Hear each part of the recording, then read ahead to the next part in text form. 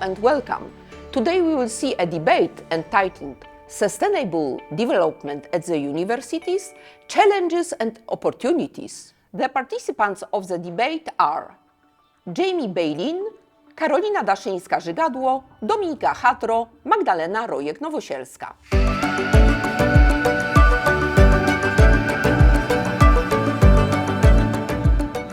It's great pleasure for us to host Jamie Belinne. Jamie is Associate Dean for Career and Industry Engagement from Houston University, Bauer College of Business, and Jamie is also Fulbright expert for us here at Experimental Learning Project in Poland. So thank you, Jamie, for visiting us.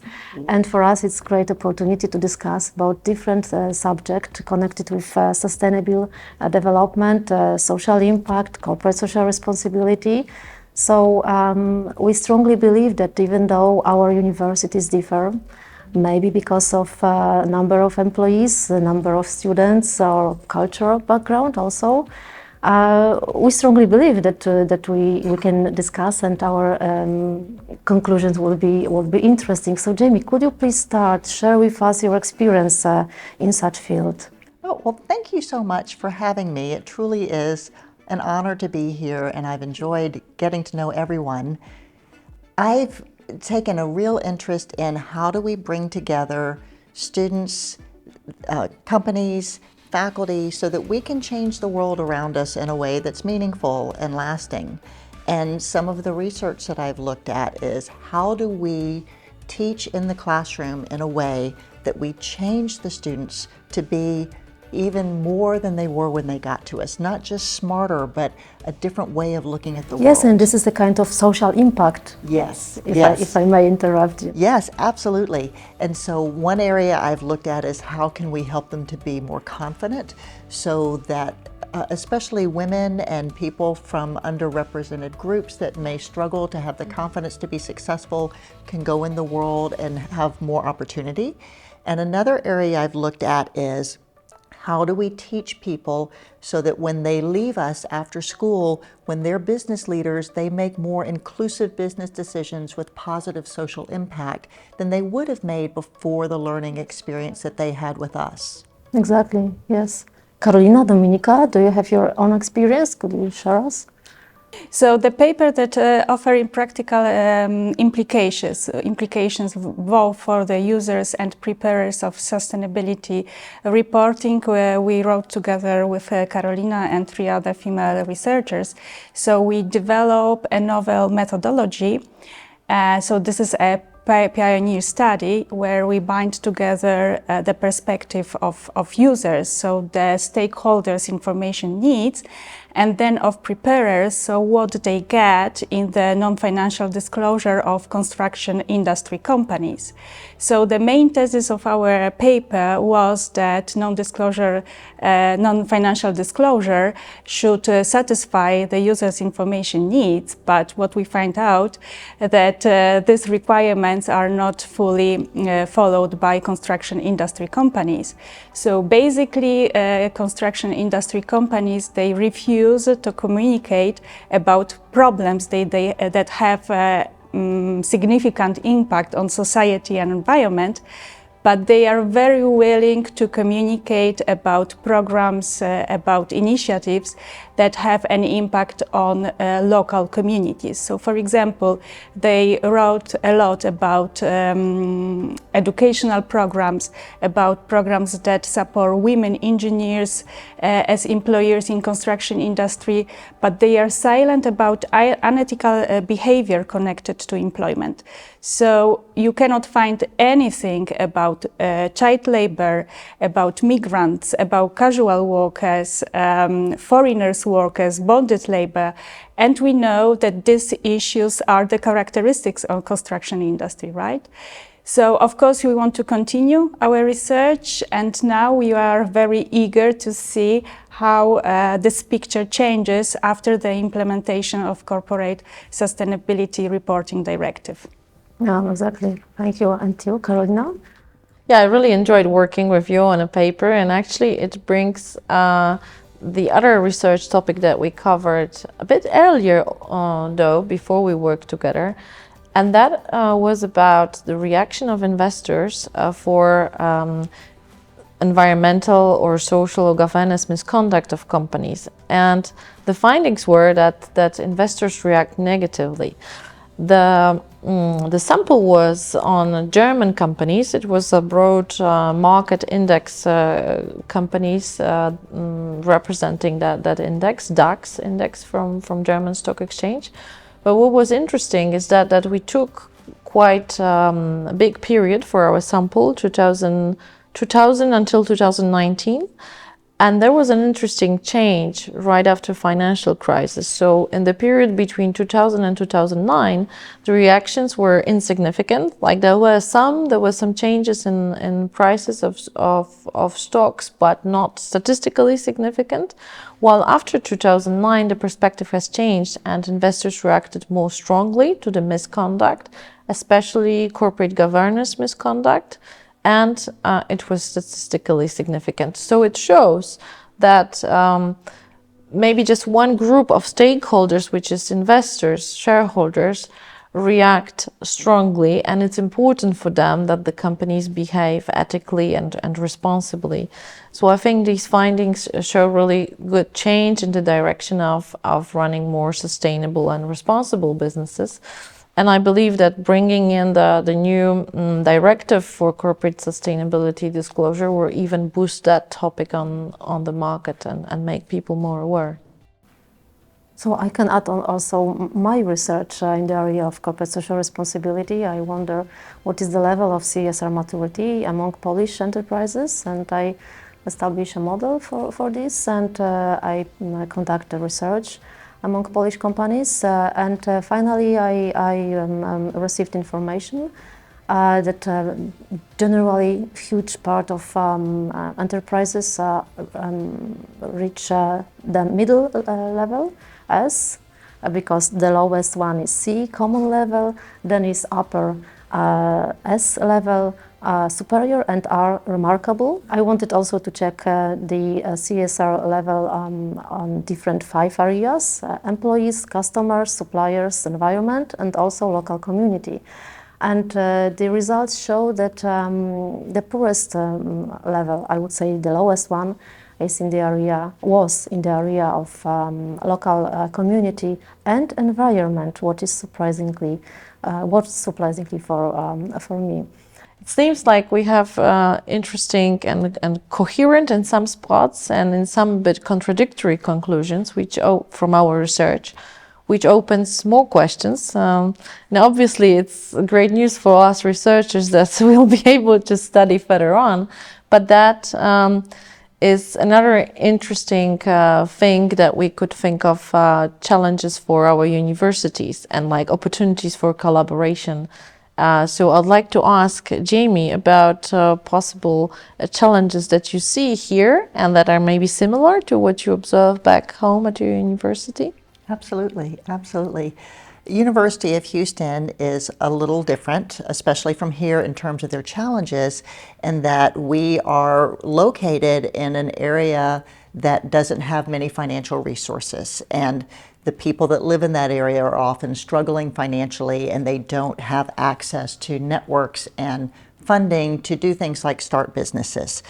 And so looking back at my research of how do we have an impact, one of the programs that we do in the college is we partner people from the local community who would like to start a business to be able to change their circumstances with students who have business training and with business people from banks and other companies that have done this type of work before, and they all work together over the course of many months to help people start new businesses so that they can create opportunities and jobs and resources for their families and their community. And what we found is in the process of doing this, of dealing with this local challenge, our students would come up with transformed thinking. When they graduated and went into their jobs after they left school, they made decisions that looked at how is the local community impacted by my business, and how are different ideas included as we're making decisions as a business. And they all attributed it back to this learning experience that they had in school. And so I think universities are in a wonderful place that even though our challenges may be different, we have these opportunities to address it through curriculum and research and things like that. And I think this cooperation and sharing of information helps us do even more as we learn about each other's challenges and opportunities. And I know our challenges are different from yours, so I'd love to hear more about some of the challenges here. So before I start talking about the challenges connected to universities, I want to make a statement, because we are talking a lot about new directive, corporate sustainability reporting directive, and other regulations, which are a part of the European Green Deal. So the aim is to enhance sustainability development, because very often they are wrongly understood as tools only to boost sustainability reporting, right? So coming back to university challenges, of course, right now we can feel that there are numerous challenges for us, for the university community. But I think that one of the most important is to think about new strategy and to bind together environmental, social and governance issue with the standard activities at the university. And we know also that big changes need strong leaders, so we really need leaders also among students to change their perceptions, right? And to see that sustainability matters are equally important as mainstream operations and curricula at the university. What Jamie was saying, also the latest research shows that social engagement is influenced mainly by university teaching. So I think that this is also a big challenge for us, for the university as the organization, but also for each of us to post some questions. How do we teach and what do we teach? And whether through our courses we increase the social and environmental awareness.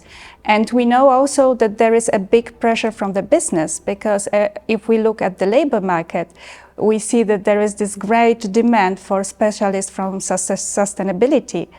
But of course, we as researchers, we also have a work to done, because also business expect that we deliver solutions how the sustainability implement into the business models and corporate strategies, right?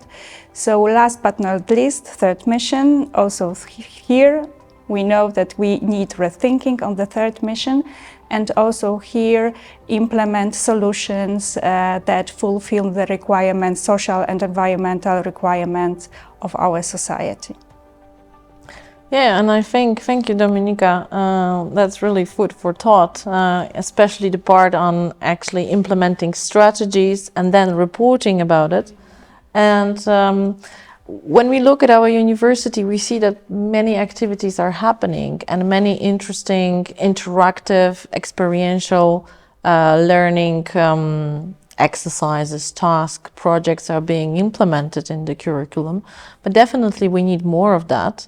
I can bring one example of the course that we conduct in collaboration with Henley Business School, where students are working with startups from our incubator, from our business incubator, and these are real case studies, real life examples.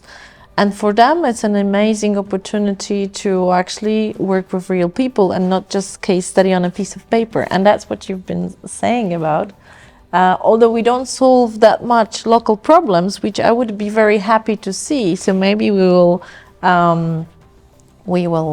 change the program a little bit, or think of other programs that could actually look into local community, Wrocław community difficulties or challenges.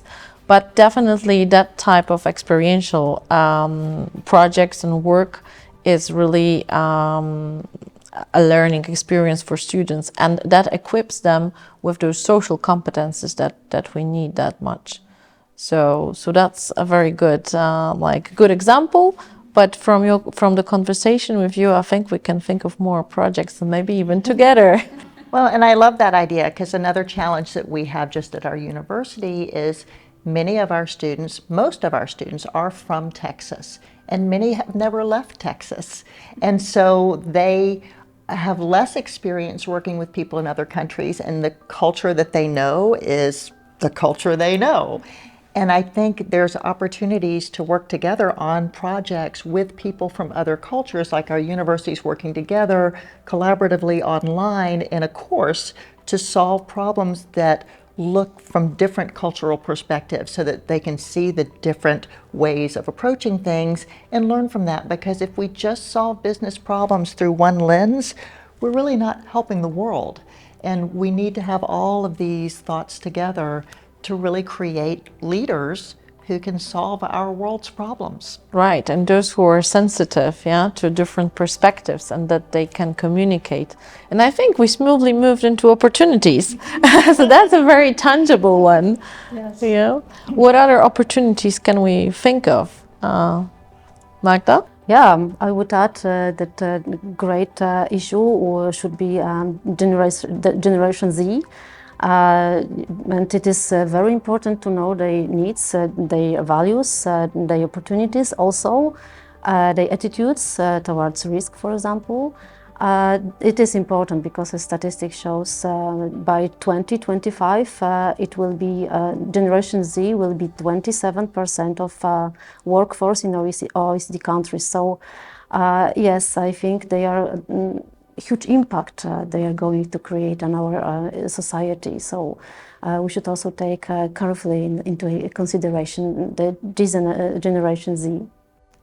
I agree, and I think one of the things that we're challenged with Generation Z is so many of them were quarantined during important times in their lives where they normally would have been out meeting new people and experiencing new things.